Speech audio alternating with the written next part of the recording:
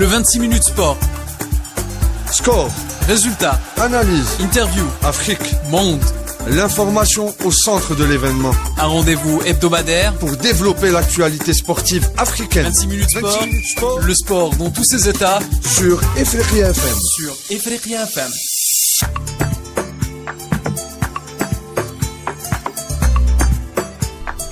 Bonjour, Salama Nagadef Mboy, quel plaisir de vous retrouver pour ce numéro de 26 minutes sport consacré à l'actualité des sports majeurs en Afrique.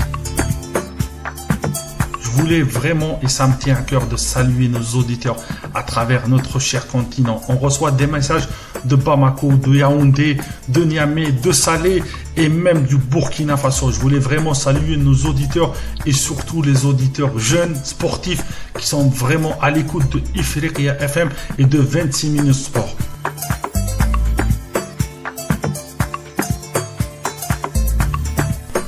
Pour votre information, 26 minutes sport, désormais tous les lundis matins sur Ifriqiya FM, la voix de l'Afrique et la tribune des Pana-Africains à travers le monde. Avec moi aujourd'hui des personnalités africaines, des sommités, des entraîneurs, des présidents, des experts de la Côte d'Ivoire, du Burkina Faso, du Niger et du Sénégal. L'événement phare cette semaine, on va débuter avec le basketball. Le basket, ça reste un sport très prisé en Afrique. On sait que l'Afrique excelle avec des talents dans le basket.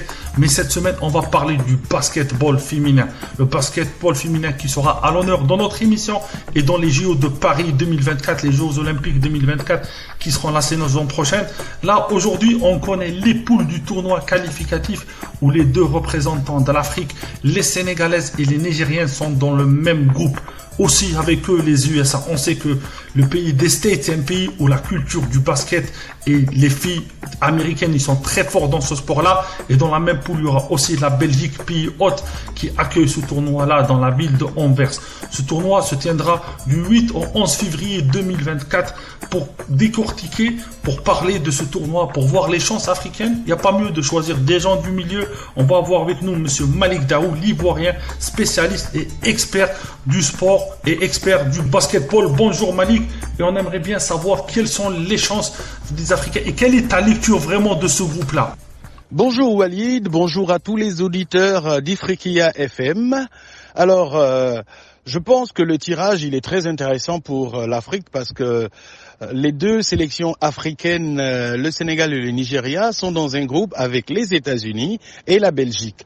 Alors, les États-Unis sont déjà qualifiés du fait que ce pays a été champion du monde et champion du monde en titre en 2022. Donc, les États-Unis ne compteront pas dans ce tournoi, même si le pays participe. Les victoires ou les défaites des États-Unis ne compteront pas. Il restera donc la Belgique, le Sénégal et le Nigeria pour les deux places qui restent. Et je pense que le Nigeria, sur sa forme du moment, avec l'effectif que possède cette équipe, le Nigeria, pour moi, est le pays le mieux placé. Maintenant, si les Sénégalaises arrivent à rapatrier toutes leurs joueuses qui évoluent hors du pays, pourquoi pas 2 places pour l'Afrique. En tout cas, soyons fous, rêvons 2 places pour l'Afrique, pour le Sénégal et le Nigeria. Malik, à ton avis, quel est le niveau de notre continent par rapport au reste du monde? On sait que les pays de l'Europe de l'Est, ils sont très forts, les pays nord-américains aussi. Quel est le niveau de notre continent par rapport à ce qu'il y a dans le monde? Au niveau féminin, je pense que l'Afrique est un tout petit peu loin. Maintenant, le Nigeria et la sélection africaine qui se rapproche un tout petit peu du top niveau mondial si le Nigeria arrive à rassembler tout son effectif. On a vu qu'à l'Afrobasket féminin, dernièrement au Rwanda, c'était une équipe qui a été rassemblée en 15 jours, mais qui a quand même été championne d'Afrique. Je pense que le Nigeria, c'est l'équipe africaine, pour l'instant en tout cas, qui se rapproche du niveau mondial. Malik, on te remercie, et un dernier mot pour les auditeurs qui seront avec nous dans notre émission, En tout cas, je voudrais profiter de l'opportunité que tu me donnes, Walid, de saluer tous les auditeurs d'Ifriqiya FM. C'est une radio qui fait plaisir, c'est une radio qui parle de ce qui se passe sur notre continent, et on est de plus en plus nombreux à s'abonner à cette radio sur YouTube, et ça fait énormément plaisir. Voilà, salam à vous tous, et puis à très bientôt. Pour rappeler, Malik Daou est un ancien basketteur professionnel ivoirien et l'un des experts africains du sport du basket. Il est tout le temps à notre disposition. Je tenais vraiment à le remercier et à remercier tous les intervenants avec nous sur Ifriqiya FM. Tous les auditeurs, ils savent que je suis un amoureux et un passionné du football. Rentrons dans le sujet footballistique avec la nomination d'un sélectionneur. Un sélectionneur, dernièrement, le Niger a connu un sélectionneur local, une compétence africaine à la place du français Jean-Michel Cavalli qui a été démis de ses fonctions. Zakario Yow, l'entraîneur international nigérian qui est à la tête de la sélection du MENA du Niger. On va l'avoir avec nous par téléphone en direct de Niamey. Bonjour coach, vous êtes en direct avec nous sur Ifriqiya FM.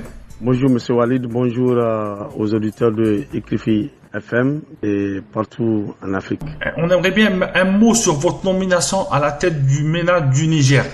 Oui, donc je rends grâce à Allah le Très-Haut qui m'a élevé à ce poste.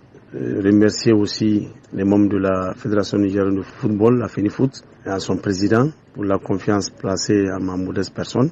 Donc c'est arrivé depuis, en fait j'étais nommé entraîneur ou du moins sélectionneur national adjoint depuis le 9 septembre passé. Donc cela a été confirmé donc le 8 octobre passé suite au départ n'est-ce pas du sélectionneur Jean-Michel Cavalli. Donc j'assure l'intérim pour le moment, n'est-ce pas, de sélectionneur national. Puis cette nomination naturellement est arrivée suite au départ de monsieur Cavalli qui était sélectionneur, donc de commun accord avec la Fédération nigérienne de football, et donc ils ont décidé de mettre fin à cette collaboration qui a duré 3 années. Est-ce que pour vous c'est une opportunité de montrer les valeurs de l'entraîneur africain où vous allez être sur vos prédécesseurs africains, Belmadi et Aliou Cissé, les 2 derniers entraîneurs qui ont obtenu la Coupe d'Ivoire? Est-ce que vous serez dans cette lancée?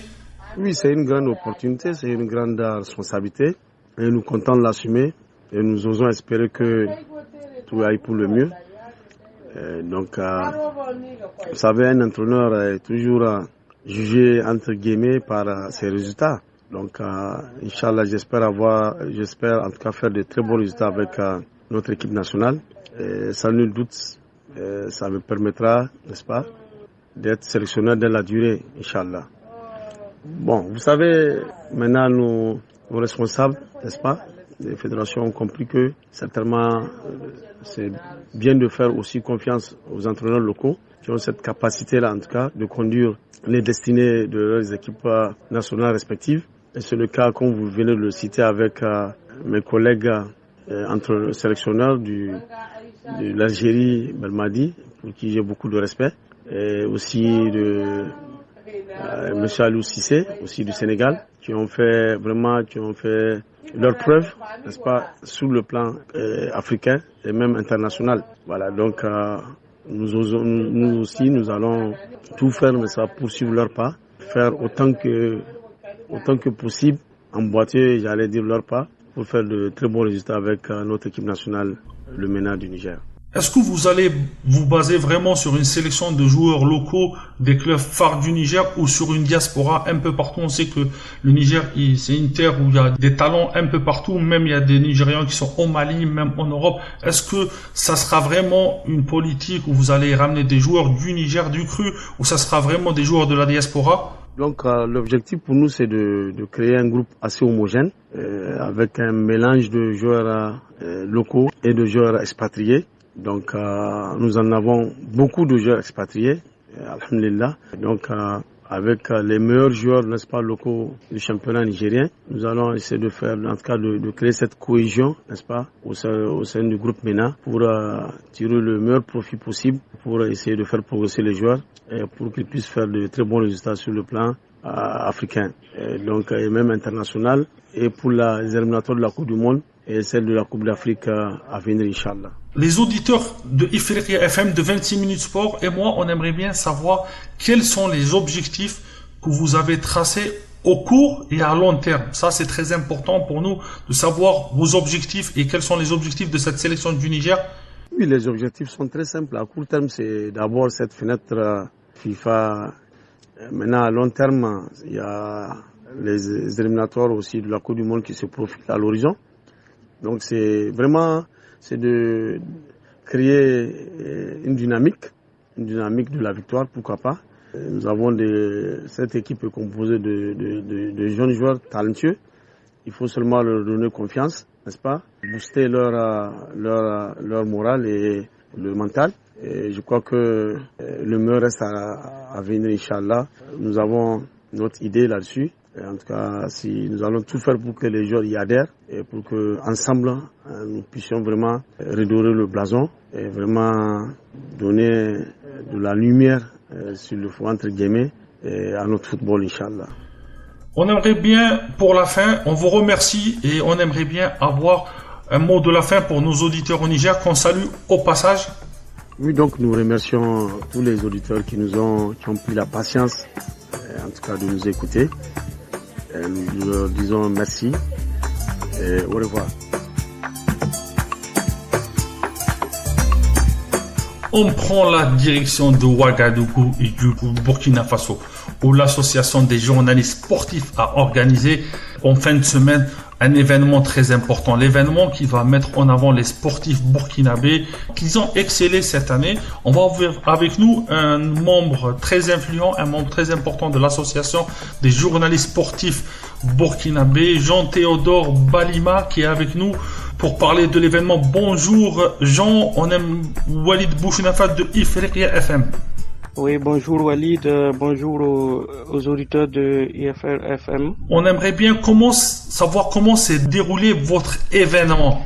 Alors, il faut dire que l'événement s'est très bien passé et eu égard au nombre de personnes, environ 600, sinon plus que 600, que cela a rassemblé dans la salle des banquets de Ouaga 2000.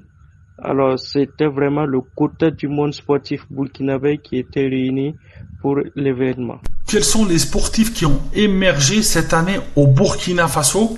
Il faut dire que pour ce soir, c'était surtout les sportifs qui évoluent dans le championnat national, dans les différents championnats nationaux burkinabés.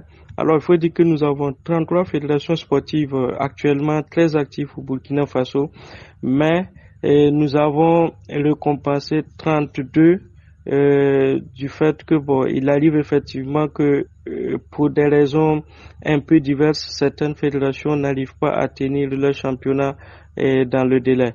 Donc, ce soir, ce sont 32 championnats et 32 champions de 32 disciplines fédératives ou de 32 fédérations sportives qui ont été primées. Mais de façon beaucoup plus globale, il faut dire que sur le plan sportif, la saison a été particulièrement, j'allais dire, assez riche pour le Burkina Faso parce que grâce au triple sauteur Jean et Hugues Fabrice Zango, le Burkina aujourd'hui détient la médaille d'or mondiale que l'athlète effectivement a eu au championnat du monde d'athlétisme. Alors il faut aussi ajouter dans le même registre l'athlétisme les exploits de Marthe Kwala, alors qui a aussi battu son propre record dans sa discipline qui est le pentathlon. Alors il faut aussi ajouter que sur le plan footballistique, alors les étalons sont encore en course. Ils ont obtenu effectivement leur ticket pour les phases finales de la CAN 2023 qui aura lieu en janvier en Côte d'Ivoire. Donc de façon un peu, j'allais dire, expéditive, voilà en gros ce qu'on peut dire, mais il faut seulement reconnaître que et mentionner que le football et le sport au Burkina Faso a fait beaucoup de lauréats. À part le football ou le basketball, le sport burkinabé n'arrive pas à décoller malgré le potentiel humain. Est-ce que vous pouvez nous répondre à cette question? Oui, il faut dire que effectivement, comme je l'ai souligné un peu plus tôt, on a 33 fédérations sportives au Burkina Faso. C'est vrai que le Burkina n'arrive pas véritablement, le Burkina n'arrive pas véritablement à décoller c'est peut-être assez dur, mais il faut seulement reconnaître que dans beaucoup d'autres disciplines, évidemment, le Burkina n'arrive pas à peut-être imprimer sa marque tant sur le continent qu'au niveau international. Mais il faut aussi dire qu'il y a souvent des exploits qui passent pratiquement inaperçus du fait de manque de communication sur certaines compétitions continentales ou internationales. Alors, hormis cela, on peut quand même reconnaître que, par exemple, sur le plan football, alors le Burkina a ces dernières années été finaliste malheureux en 2013, a été troisième en 2017 et a été quatrième en 2021. Sur le plan continental, c'est quand même quelque chose qu'il faut relever avec satisfaction, même s'il faut reconnaître qu'il faut continuer, il faut poursuivre le travail pour encore plus de résultats. Par exemple, quand on prend les fédérations sportives de combat, et notamment le karaté, le Vovinam Viet Vo Dao, le Kung Fu Wushu, le Tai Chi Master, pour ne citer que ceux-là, évidemment le Burkina fait des exploits, ramène des lauriers, des médailles, mais peut-être par manque de communication, n'arrive pas effectivement, ces prix-là pas souvent inaperçus. Mais sinon, dans l'ensemble, il faut dire que le Burkina est quand même un pays de sport où les gens aiment vraiment le sport, les gens pratiquent et soutiennent même le sport. Donc, évidemment, le football qui est considéré comme le sport roi occupe bien sûr la place qui est la sienne. Peut-être que c'est ce qui fait ombrage aussi sur d'autres disciplines. Dernièrement, les étalons du Burkina ont connu leur poule en Coupe d'Afrique 2023 qui se tiendra dans le pays voisin, la Côte d'Ivoire, en 2024. Quelle est votre lecture de cette poule, on va dire, pour les étalons du Burkina et les poulains de Hubert Vilut qu'on salue au passage? Évidemment, pour la CAN 2023 qui aura lieu en janvier et en Côte d'Ivoire, le Burkina est logé dans le groupe D en compagnie de l'Algérie, l'ogre algérien, de la Mauritanie et bien sûr de l'Angola. Alors, c'est une poule, à mon avis, qui est très équilibrée. C'est vrai que le mentor reste bien sûr l'Algérie, avec non seulement son palmarès, mais aussi la forme actuelle de ses joueurs. Donc, évidemment, le Burkina joue aussi sa partition. Le Burkina joue crânement toutes ses chances. C'est vrai que la Mauritanie, lors des compétitions passées, c'était brillamment illustré. C'est vrai que l'Angola est un adversaire que nous connaissons, qui souvent nous crée des difficultés. Mais je pense que si les étalons restent concentrés, restent déterminés, jouent en équipe, gardent l'esprit d'équipe, ils peuvent encore franchir le premier tour. Ça, au moins, c'est le minimum et le moindre mal qu'on puisse faire aux sportifs, au public sportif burkinabé. L'autre aspect qu'il faut ajouter et qui est peut-être à l'avantage du Burkina Faso, c'est que la poule est logée dans la ville de Bouaké. La ville de Bouaké, tout le monde le reconnaît, c'est une ville où on a une très forte colonie burkinabé. Alors, ça sera comme pour les étalons, une occasion ou une manière de jouer à domicile devant le public burkinabé et qui certainement va sortir très massivement pour les pousser à la victoire. Donc, je dirais que les deux aspects réunis, ou même trois, c'est vrai que certains diront qu'actuellement la forme des joueurs pose problème, et ce qui n'est pas véritablement vrai de mon avis, mais il manque évidemment quelques rudiments pour huiler la machine, et que là, si la mayonnaise prend, je suis sûr que on peut surprendre agréablement les sportifs et les supporters burkinabés. Je vous laisse le mot de la fin pour nos auditeurs en Afrique et au Burkina Faso. Je voudrais traduire effectivement ma reconnaissance, remercier les auditeurs de RFFM parce que non seulement ils ont pris le temps de nous écouter, et aussi ils ont un intérêt assez poussé pour le sport burkinabé et pour le Burkina Faso de façon générale. C'est l'occasion pour moi de leur dire merci, et merci d'écouter, de faire de IFRFM votre radio et votre source principale d'information en matière de sport. Et je vous encourage à poursuivre dans cette lancée, parce qu'effectivement sur cette chaîne de radio, on a des informations de qualité et des informations vérifiées.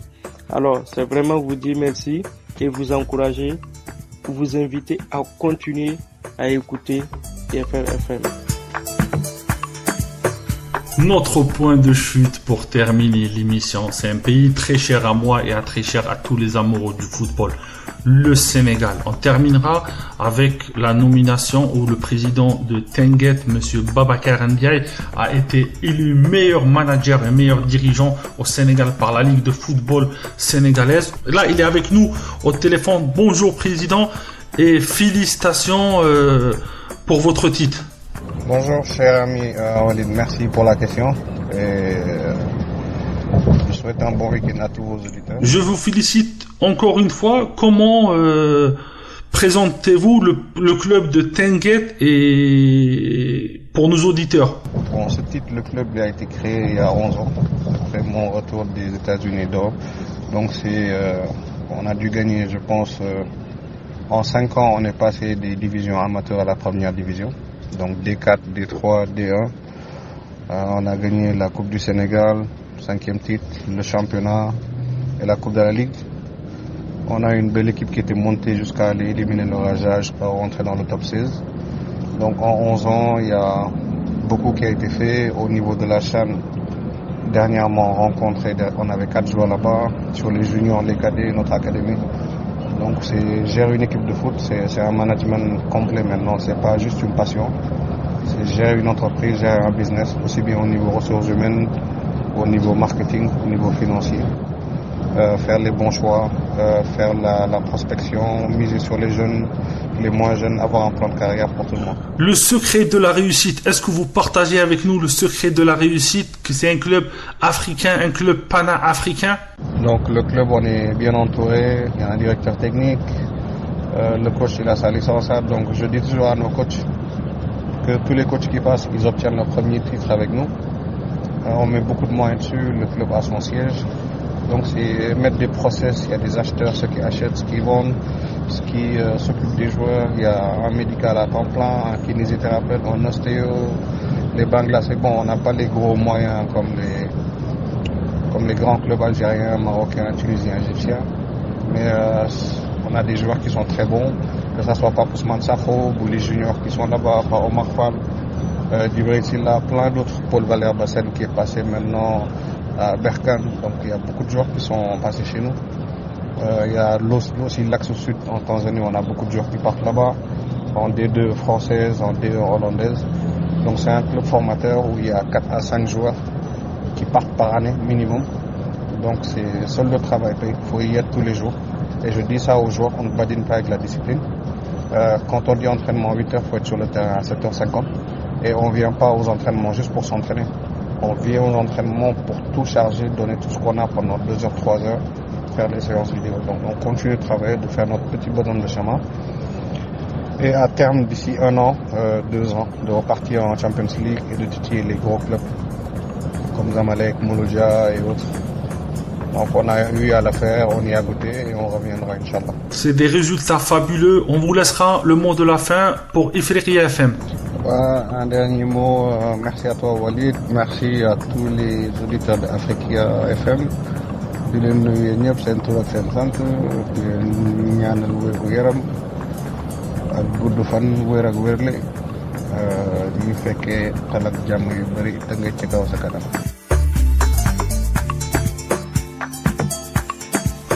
On arrive à la fin de notre émission. C'était un plaisir de vous avoir eu avec nous pendant 26 minutes. On parlait de l'actualité sportive africaine. Ça me tient à cœur tout le temps de terminer avec un proverbe de chez nous, un proverbe de l'Afrique. Cette semaine, le proverbe, c'est que ce qui est plus fort qu'un éléphant, c'est la brousse. La brousse, c'est le symbole de l'Afrique. Alors l'Afrique restera tout le temps fort. Et à la semaine prochaine pour un autre numéro de 26 minutes sport sur Ifriqiya FM.